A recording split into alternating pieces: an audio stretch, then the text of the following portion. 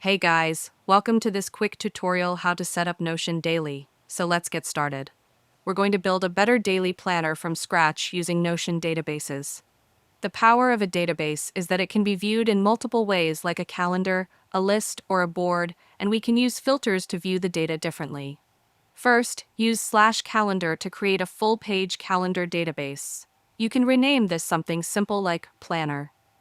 This will be our central hub for adding tasks throughout the week. You can click on any day to add tasks like item 1 inch or item 2, and you can drag them across the week. Now we need a list view just for today's tasks to time block.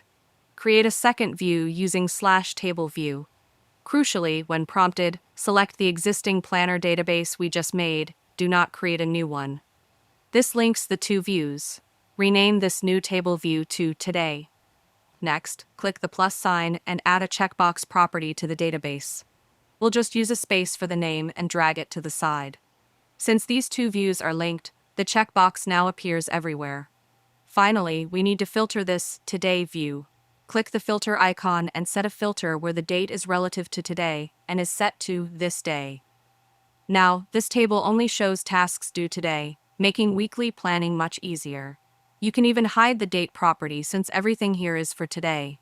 To time block, add a simple text property, rename it Time, and enter times like 7 a.m. and 8 a.m.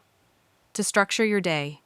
Now you have a master calendar view for the week and a filtered, organized list view for today, and the checkbox property lets you easily track completions in both. And that's it. If you found this video helpful, consider giving it a like and subscribe.